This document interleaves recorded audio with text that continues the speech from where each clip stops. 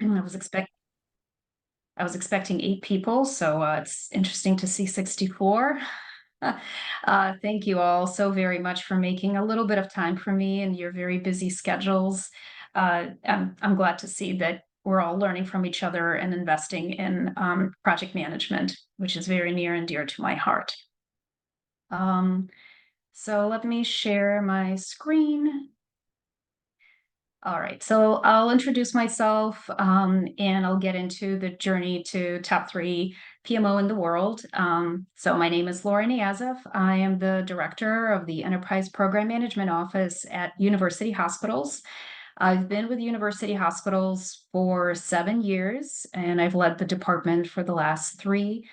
My background is in project management for quite some time. That's as much as I'm going to say. And I worked at the Cleveland Clinic. I've worked in software development firms, managed their development team, and I also have a Lean Six Sigma certification along with my PMP. In addition to my work with University Hospitals, I also teach project management at John Carroll University, which is my alma mater, and it's been a wonderful pleasure to do that as well. So, all right, so let's get into it. So of course, it won't be a project management meeting without an agenda. So what I'm hoping to do today is introduce University Hospitals and the project management office. I'm going to talk through the submission process because it is quite in depth. Talk through kind of the notification of the finalist selection and the actual awards and the global summit, which was quite an amazing experience. All right. So for those who are not familiar with University Hospitals, it is over 150 years old, providing healthcare excellence. It has comprehensive medical services, offers a broad spectrum of every single type of service line imaginable, does amazing world-renowned research, has fantastic community engagement. We actually gave over $500 million back to the community as we are a non-for-profit. We're also a teaching hospital with academic affiliation to Case Western Reserve University, and we're very proud of that status, and it's been a wonderful partnership over the years. University Hospitals has 21 hospitals. Those include some of the joint ventures, more than 50 health centers and outpatient facilities, and over 200 physician offices across counties throughout Northeast Ohio. And the EPMO supports pretty much every aspect of this work, and we'll get into that with the presentation. All right, so I'm going to share a little bit about the department so that you're kind of aware of where we came from, our background, the team, and everything that makes up our environment. So I'm very honored to be leading the team. It's an amazing, very diverse group of people and individuals with varying backgrounds. I have a fun fact that there are several musicians and singers on the team, which is great. I'm still waiting for them to put together a We Love PMO song. But for others, leaders in the audience, the average tenure on the team is 6 years. I think that's a great benefit to the organization because we do have a lot of wonderful subject matter experts. We have a representation of over 50 industries, including the military, and averaging 15 years of project management experience per team member. So we have quite a seasoned team. Over 50% are PMP certified, and 33% have their MBA. And we have lots of other certifications: Six Sigma, ITIL, Scrum, engineering, HIA, and of course, we provide training services to help folks continue in those certifications. We manage a portfolio of over $200 million, and that doesn't even include our philanthropic work, which I'll get into briefly as well. Andy Kinnear on the left here is the vice president, the Department of Operations, and he's actually the one that started the department quite a while back. And so I have great respect for him. He's a wonderful partner, and if it wasn't without his support, we really I wouldn't be here today, and neither would we be able to succeed in our wonderful honor from PMI. And then above, we have Don't Go Live Without Us. So this is a fun tagline that the team came up with together doing one of our little team exercises. So it was a fun little story there. So I thought I'd put it in here. All right. So let's get into the submission process. So once a year, and it's actually happening right now. So you still have lots of time. The applications are due mid-April for all sorts of awards. One of them is Project Management Office of the Year. They have a top and coming PMI leader, project of the year. So I'm hoping that with this presentation, you'll be inspired to go ahead and submit and try it, and go for it, because it was a really wonderful, great experience. So we'll start with the submission documents.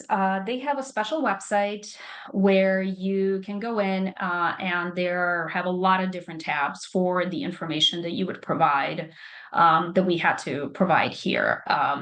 Most of it is, the types of projects that you manage, the numbers of projects, number of closed and on time things, your stats, any dashboards, all sorts of activities that you pull on and provide so that you can share with them and highlight all of the work that the team has been doing. So that was quite a process. They also request an overview of department accomplishments. They require an upload of any supporting documentation or examples, structure, functions and processes that you have, talent acquisitions, retention, and development. And then in addition, they request an executive summary, which I kind of copied and pasted the first page of ours to give you a general sense for what it looks like and what went into it. And I'm happy to share this with the team, with the group as well. So the way that we approach the submission is, and I'll take a little step back here of why how I even learned about it. So I joined a virtual conference that PMI was putting on because I couldn't attend an in-person one. And they were highlighting in one of the breakout sessions the nominees from 2 years ago who won project manager.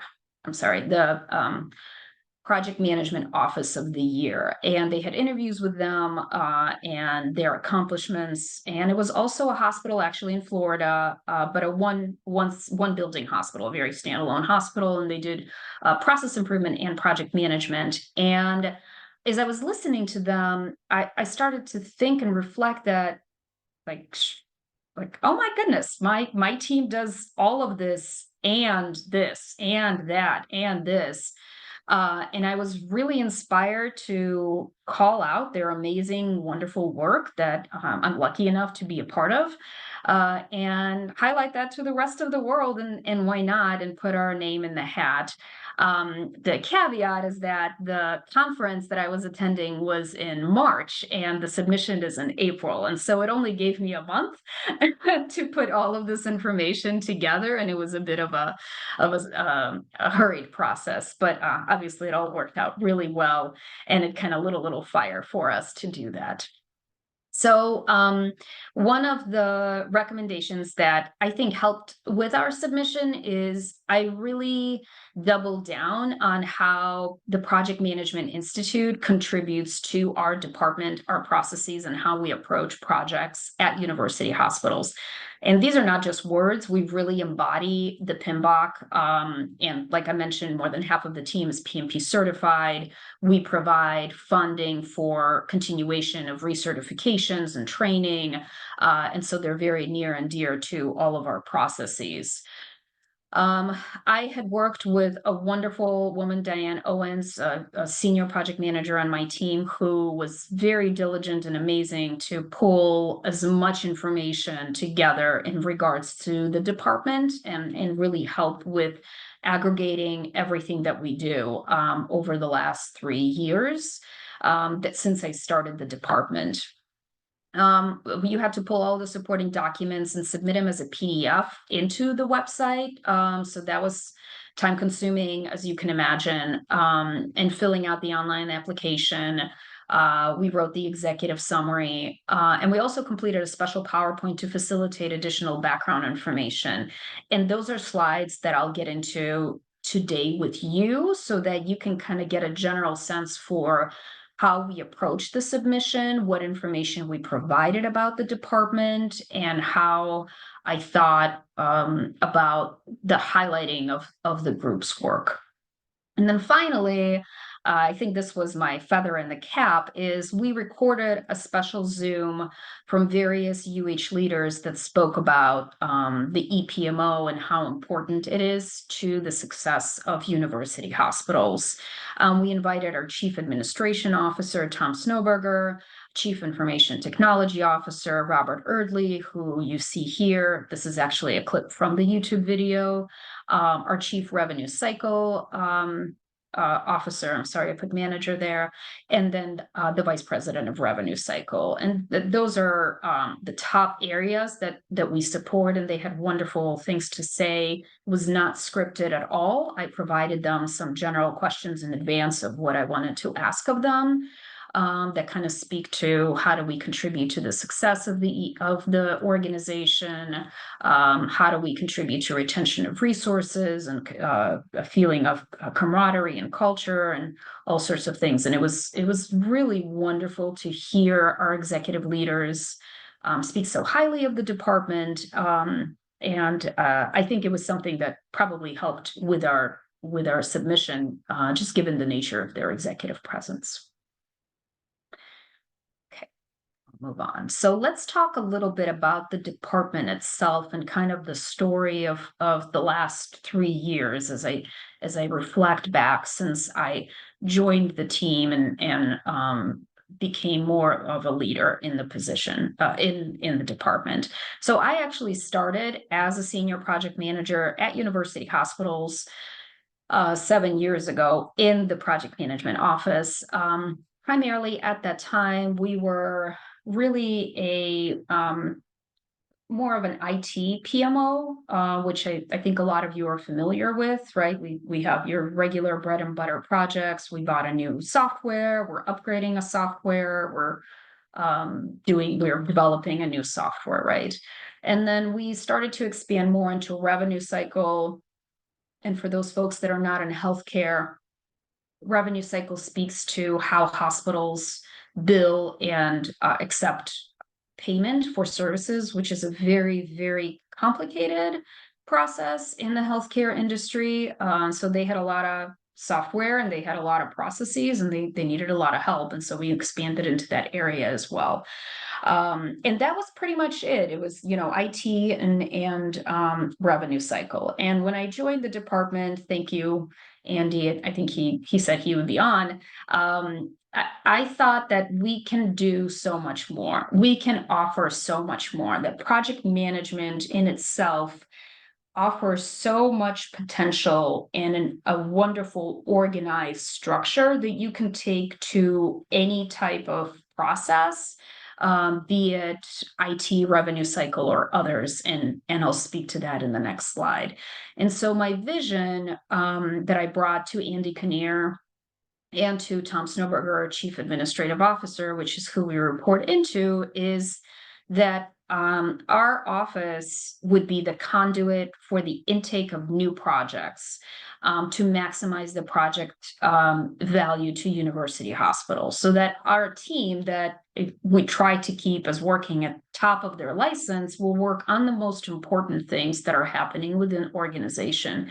Not just an IT and revenue cycle. We would lead and support, I would lead and support the EPMO team with a focus on our most valued work in concert with the overall mission. So making sure that our projects are aligning with what university hospital needs to be doing and wants to be doing, that it's approved work, that we're aligning our organizational resources towards approved projects. And finally, we provide leadership to for planning, organizing, and executing our most strategic initiatives. And so that's been our vision ever since. So anything with a star here are actual slides that I submitted as part of our submission process. So a little bit about the services that we offer. Obviously, we do project management consulting. We have a group that went through Scrum management training last year.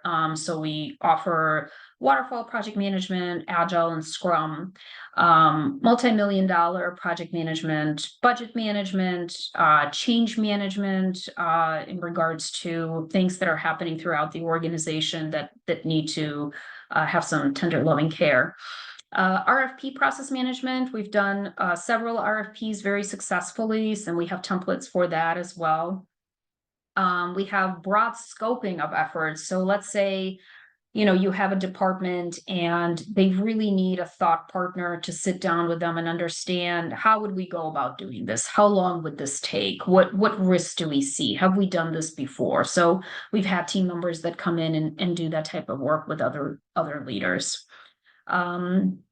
Multi-year implementations, that kind of goes without saying. A lot of projects take a very, very long time. Coaching and mentoring, and I'll get into that. We have a really robust training program that was also created internally by the team, a certification program. We build a lessons learned database that is searchable. And we also are starting to get a lot more in depth into requirements gathering to make sure that we have the appropriate planning up front before the execution phase kicks in of what are we actually doing. We oversee many different types of portfolios, obviously IT and revenue cycle projects, which is what I mentioned before, but we also work very closely with our lab department, with our ventures department. We have an embedded project manager within ventures and within lab. I personally support our philanthropic efforts of anything $5 million and above, where gifts become quite large and complicated in their scope and execution.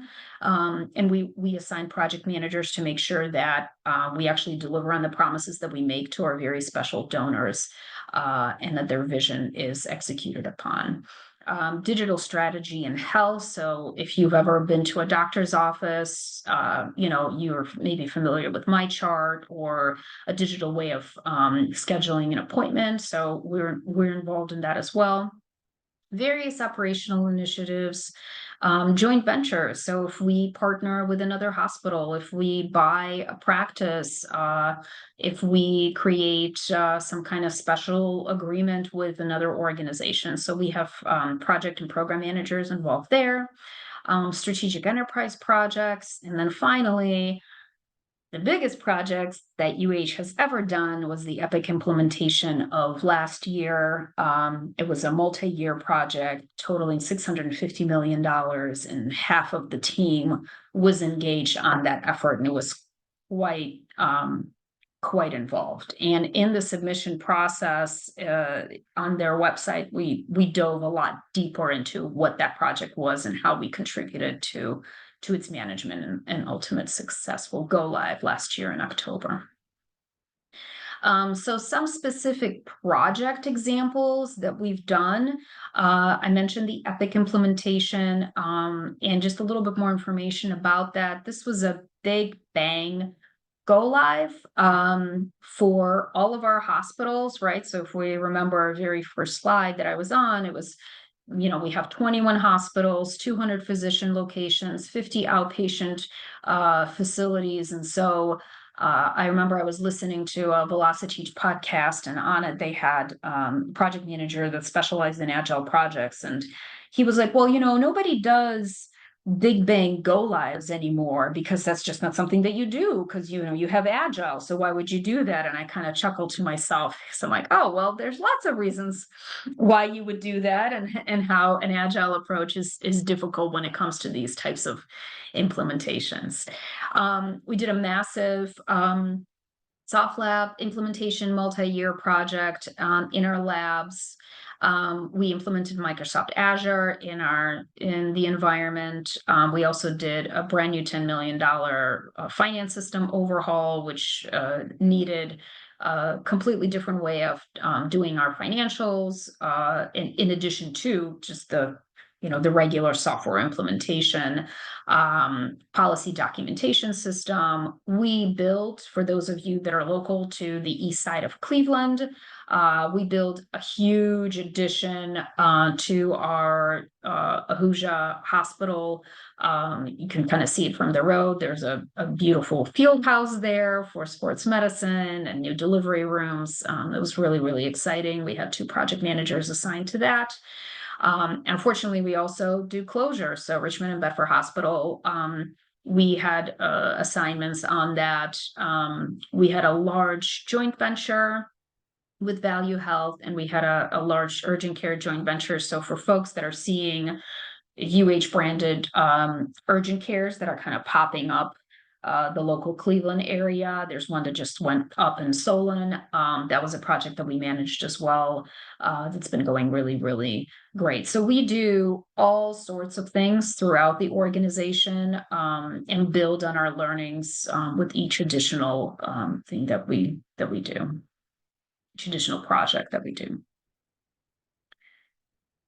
Okay, so in addition to, I'm going to call it regular project work, right? Lots of PMOs have projects, like what's so special about you?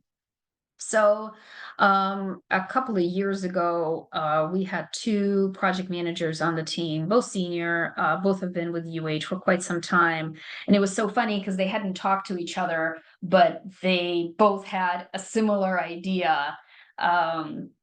Which I thought was hilarious. And they had a similar idea at a similar time. I literally talked to one, and then a week later I talked to the other one. And it was very serendipitous of them. But they both came up with an idea that it would be wonderful to create a nice career ladder for folks in IT that are interested in getting into project management. And in addition to that, wouldn't it be wonderful to also spread our UH project management standards to other departments? Because obviously you're never going to have enough project managers. We have hundreds and hundreds of projects every single year. Our department only manages 120 of them, right? And so how do we clone our skill set into other areas to enable their success?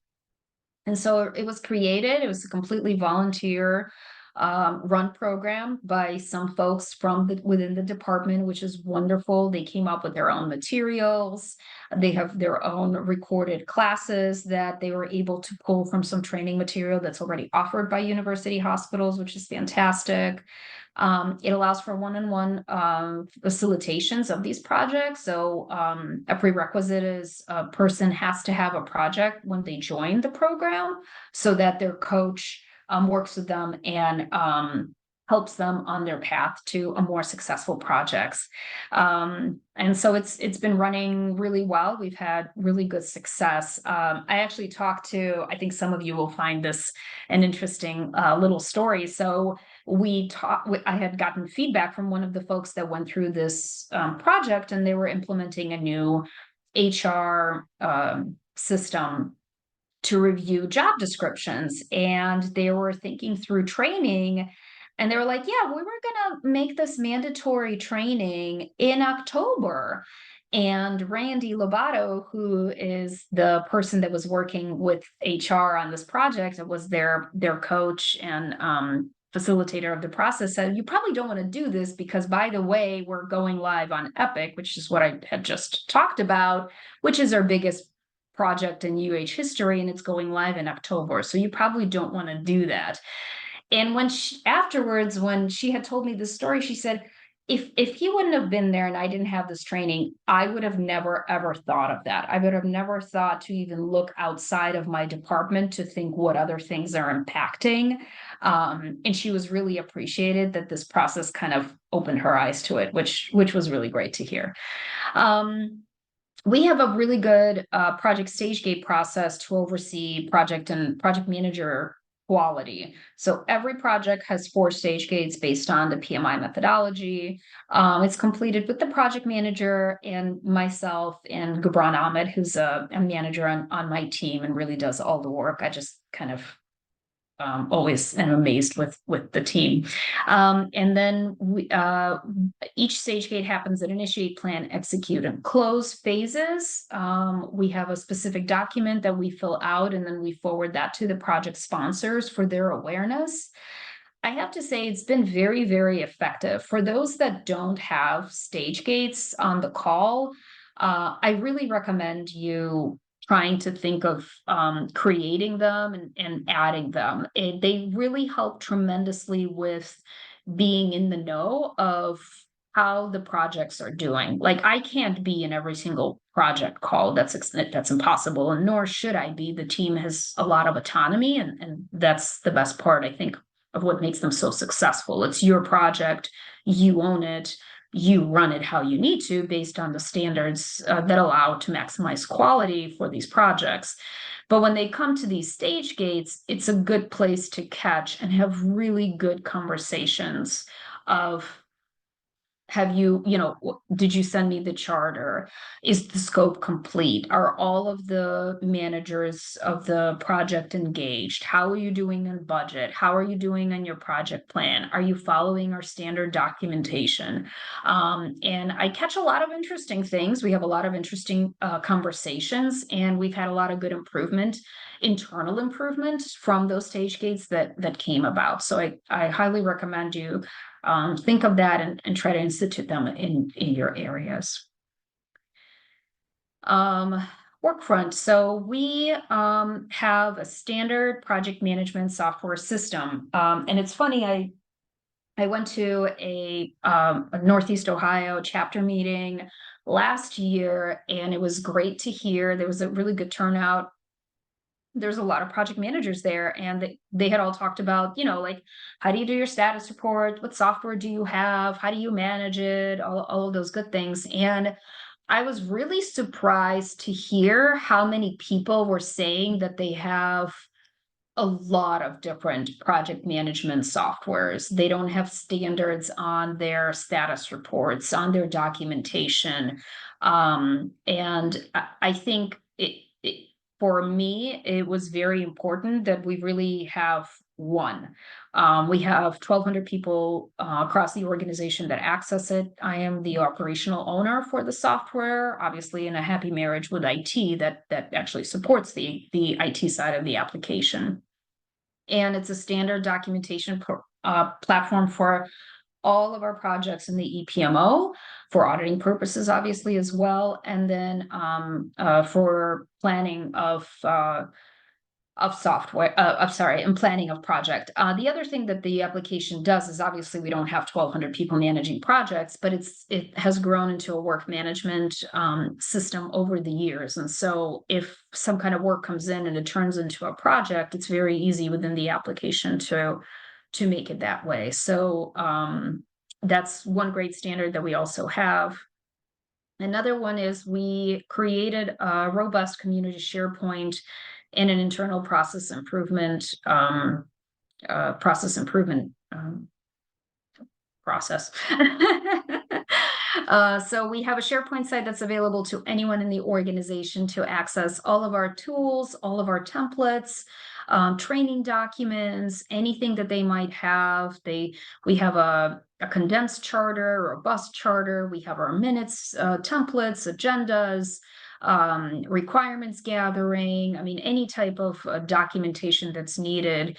In addition to that, we also created a 60-page document that is our playbook for the department. So these are the standards that we expect our project managers to abide by and run their projects based on the learnings that we've had over 15 plus years of being a department and doing this type of work. And that's available as well if anybody is interested in reading that and seeing kind of what it takes to run a process through an organization our size, which is quite large and complicated, as you can imagine. I kind of mentioned this earlier, but we also spent time with IT and built an electronic lessons learned database that is searchable. So how many of us sit around in a lessons learned session we have our little document, we write down all of the things about the project. Should have done better requirements. Susie Q wasn't great. More food would have been better, right? Whatever it is. And then nobody references that. It's a document, you store it somewhere, it's kind of lost to the world. And when I started, I really wanted to kind of change that because that's not very helpful. The entire spirit of lessons learned is it's shareable so that other people learn your lesson and don't repeat it in their project. So that's embedded in our SharePoint site, available to all for search, in regards to things that you're trying to do. I'm trying to do an architecture review. What's a lesson learned there? I'm trying to implement the software here, et cetera, et cetera. So that's been really cool. We have a robust career ladder. I take really great pride in this. I think that supporting your employees and the people that work and try their best every single day for the amazing work that University Hospital's done is something that I owe to them. And so we created a career ladder that when I came into the department, it was only senior project manager, and that was it. So we had introduced project manager, senior project manager, and most recently program manager to provide different levels of support and skill set. A lot of the team, when I sat down and talked to them, I'm a big fan of stay interviews. So for those that are not familiar with a stay interview, it's a process where you sit down. It is outside of your yearly review process. It's very different. You can Google stay interviews. They have questions for those for free. And for the people managers out there, I really, really recommend it. It's really wonderful. And the nature of the questions is something like, how do you like to be celebrated? Is there, anything that would happen that would make you leave UH? What would that look like? Is there anything that I can do better for you, as your leader? And so through those conversations, I found that a lot of people within the department are really not interested in, number one, leaving the department. Yay. And number two, they're not interested in continuing to be people managers, which is just fine. But that means that within our department, we had very few choices for career growth.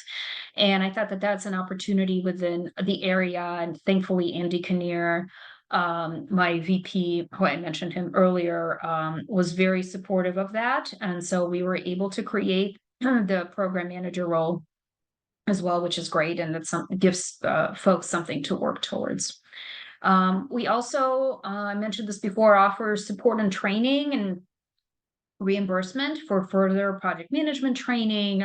If they are interested in purchasing virtual training or books or things like that.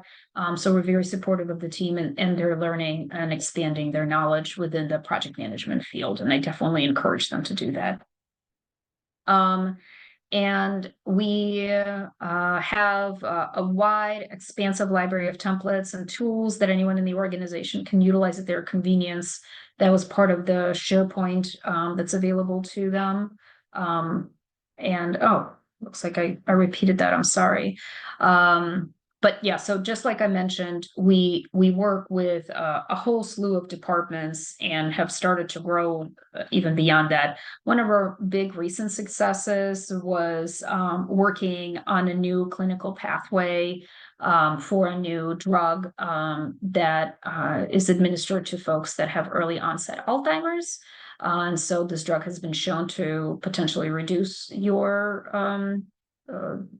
how Alzheimer's impacts you as a patient. And we had a project manager that worked with a clinician on that new clinical pathway, including IT and billing and infusions and all sorts of things. And that was the first real clinical project that we've done. So that was really amazing to see how you can take our tools and templates and apply them even in that type of an environment. All right, so fast forward. Right, so like we filled out the big website, we put all of the forms, we made all of the PDFs, we did the video, I did the PowerPoint, and so I shipped it off in April, and then you kind of sit around and wait with no word or anything until September. And the reason for that is they really, they have hundreds and hundreds of projects, as I found out later, that are submitted from all over the world. And there is a group of volunteers that sift through those and look at all of the submissions and grade them and scale them on what they see is fitting. So that's why the process takes quite some time. Oh, there's a chat.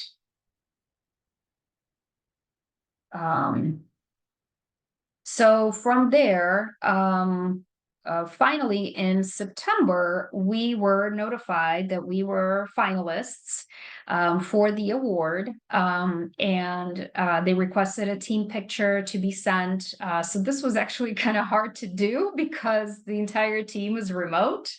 That was based on team feedback after stupid COVID in 2020, that the team, felt that they were doing really great being remote. And so we said, okay, let's not rock the boat. And so the PMI didn't give us a lot of turnaround time for this team picture, but we got it done in just a couple of days, which was wonderful. So here it is. Here's the team.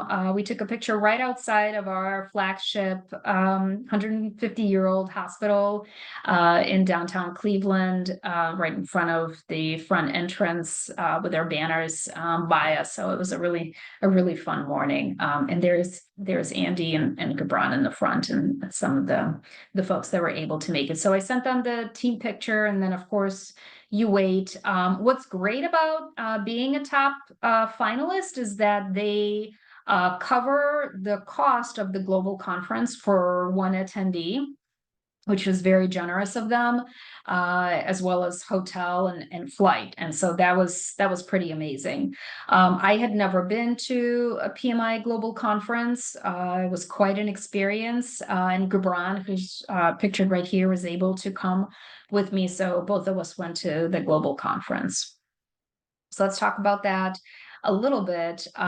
So of course, thank you to Project Management Institute. It was really an amazing experience. For those of you that have not gone, I really, really encourage and recommend it.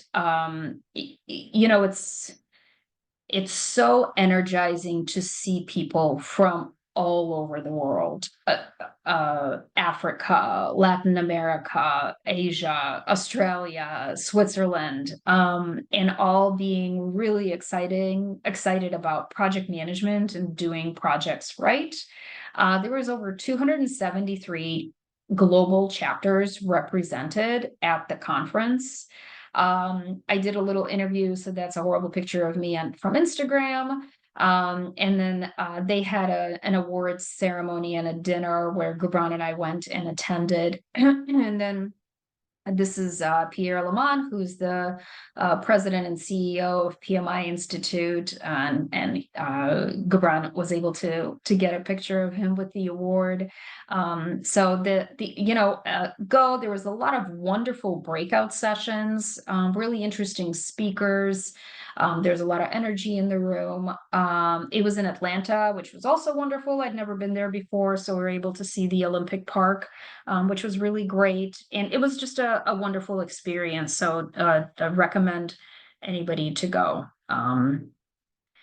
And then I just have one more slide left. I pulled this from the PMI Instagram page. If I could rearrange alphabet, I'd put PDU and I together. I thought it was so cute.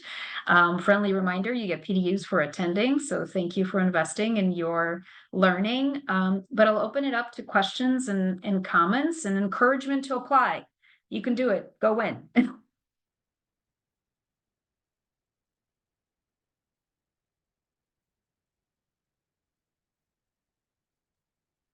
Thank you, Laura. Thank you, Laura.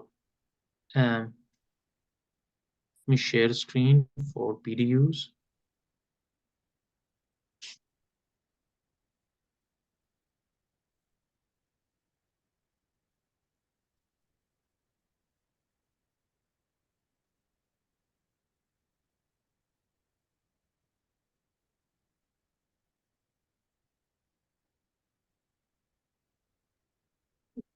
Thank you again. And this is the PDUs for today webinar. I'll keep it a little bit on the screen. for you to be able to take the code and the title of the presentation for today. And so Yeah, and there's a couple of questions coming into the chat. So one was, what was the duration of the evolution of the UHPMO in years? So I think, Joe, you're asking like how long the PMO has been around for? If that's the question, then around 15 years, I believe. I have been overseeing the department for 3, and when I came in, it already had some really nice, robust processes already in place. Another question is, stage gate reviews are at key points in the phases. Do you have a quality person overseeing the process? I don't have a quality person, but I oversee it, and so does the manager on the team, Gabran, who meets with the project managers on a very consistent basis in regards to these stage gates. We don't have like a quality assurance person on the team. Okay. I have a direct question from Mike. He asked, would it be possible to share the templates that the EPMO developed? Yeah, I'm happy to share them through PMI, the Northeast Ohio chapter. They've been very, very helpful, and we've actually had a lot of executives that have started to use them in other efforts, and they've kind of taken them and modified them, of course, a little bit. But we take great pride that they kind of took that and are finding that helpful. See, what PM software do you use? Workfront. So that was the software that I had talked about. Everybody uses Workfront. That's a standard. We have some Microsoft project licenses, but the expectation is that everything is in Workfront. And even if, maybe you managed a project in Excel, God forbid, but, let's be realistic here, then all of your documents need to be published into Workfront for audit purposes. That is our software repository for any project information. Let's see. Would stage gate reviews also qualify for project health checks and ensuring PMs were following PMO process? Absolutely, Laura. That's exactly the point of them, is that we check, are they following the process, or are they following the templates? How are they doing from a project health perspective? Did they have any concerns? Do they need our engagement in pushing the project along? Has it stalled? All sorts of things. So yeah, it leads to a good, robust discussion. We have about 30 minutes for those stage gates for each one. David Boswell, oh my gosh, thank you so much. Great to hear from you. I hope you're doing well. David was in our project management office before. Lee, what project planning program did you end up going with? I'm not sure if maybe you can elaborate a little bit more on that question. You already answered it. You said that you went with Workfront. Oh, okay. We've had it. We've had Workfront for years and years and years. So we actually had it for 12 years now. It started as @Task, and then Workfront, and then it was bought by Adobe. Gotcha. Yeah, I'm looking into a number of different ones right now, and we are as well. Yeah. How are you? Okay. Yes, we are. Yeah, happy to connect. Yeah. Our own lessons learned. Mm-hmm. John H. And I don't think, I'm sorry, I didn't say this, but anybody on the call, feel free to connect with me on LinkedIn. And if you have any more in-depth questions, I'm happy to meet with you or exchange conversations via email if you'd like to learn more, or I'm happy to share anything that I'm able to share that doesn't have any, obviously, secret sauce information from UH and things like that. Just an info for the people on the call today. We will send the slides. If you'll give it to us, we will send it to email it to people attend, and then we recorded this session, so it will be available online as well. Oh, great. Okay. Question from Charisse. Great presentation. What are best practices for the UH organization to adopt the PMO standards and processes that are established? Do you mean adopt them throughout the rest of the organization? or?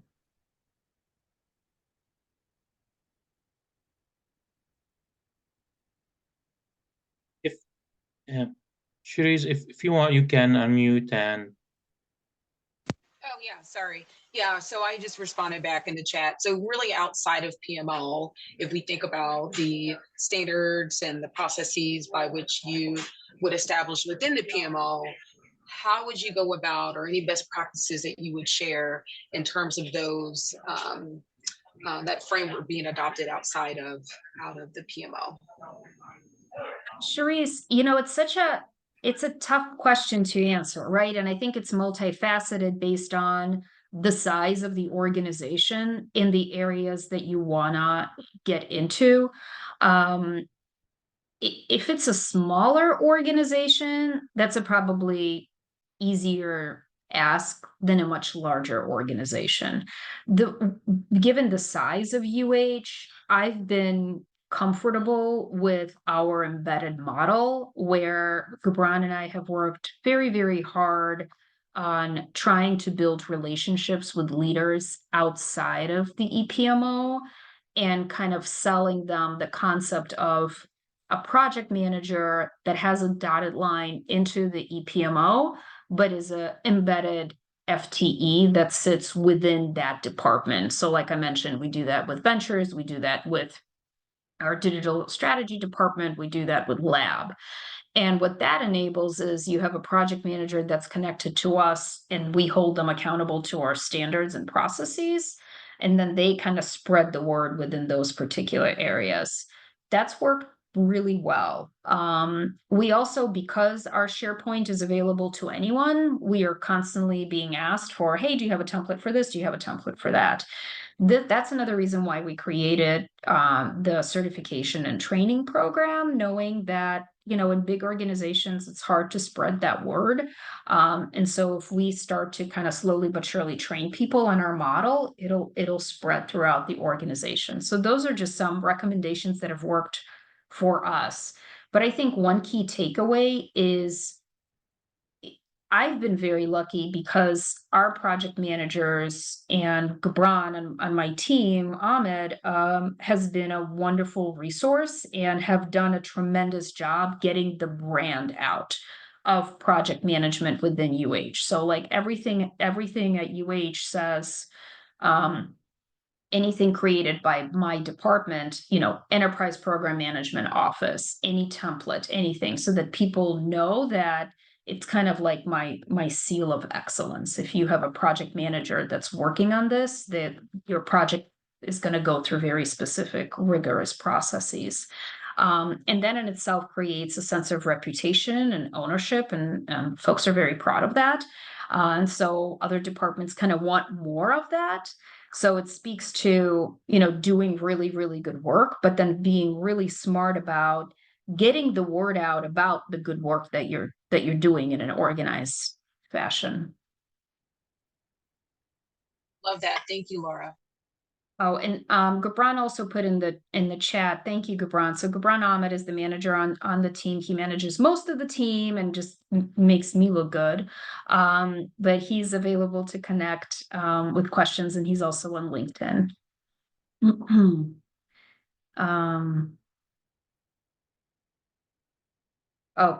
Tim, so I did not mention, so we did create, just for awareness, because we have a few more minutes, an internal process where, because I'm so process focused and I have my Lean Six Sigma certification, it's just kind of how my brain naturally works. We had partnered with IT to create a very standard intake process for any requests of any changes that have to do with real estate within the organization. And so even though that's not really project focused, we brought the rigor that we bring to our projects to that process. And it's been a tremendous success. So like for the first year, we're actually able to run, what a concept, like how many requests did you have, right? Like how long did the request take? And all fun things like that. And Gibran manages that for the team. And we have a wonderful project manager, Liz Ram, assigned to that as well. So, but we use some of our standard tools that we all love and are familiar with, we use minutes, we have an agenda, we have, you know, an informative website. We approached it with a large change management effort, and I think those are key elements of success. Thanks, Tim, for calling that out. Okay. Did I miss anything or any other questions?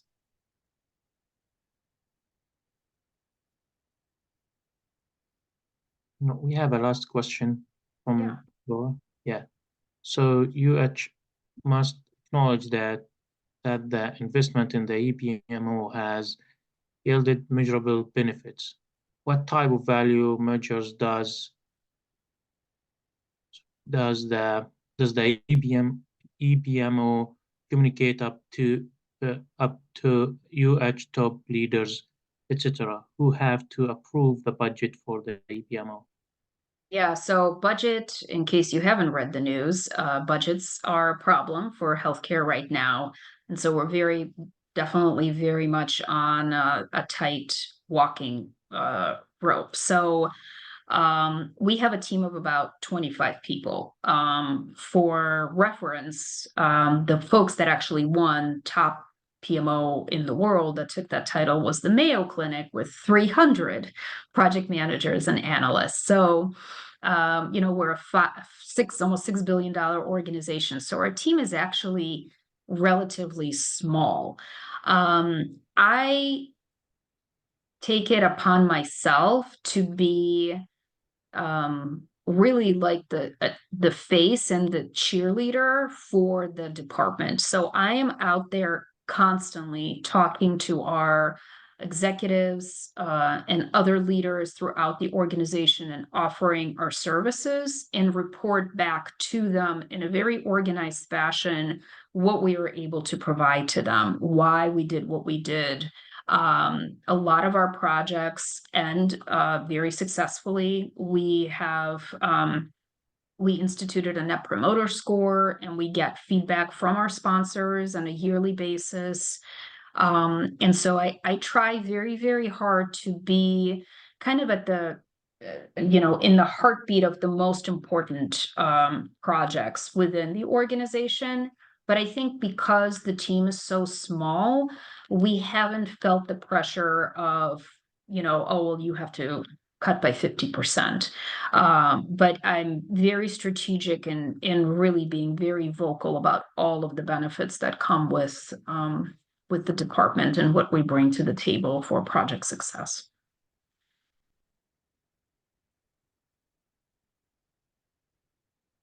Thanks for the question, Lauren. Thank you. And just a quick reminder for events with PMI Northeast Ohio chapter, we have an event with Paulding Wallace University on February 26th, and that will be in person, 2 hours event from 6 to 8 p.m. Today is the deadline for registration. And this is how to keep up with your PDUs. One of them is the events like today event, and the one which like in 2/26 with the PMI Northeast Ohio chapter. That's all. Thank you. Thank you, everybody. Have a good rest of your week. Thank you.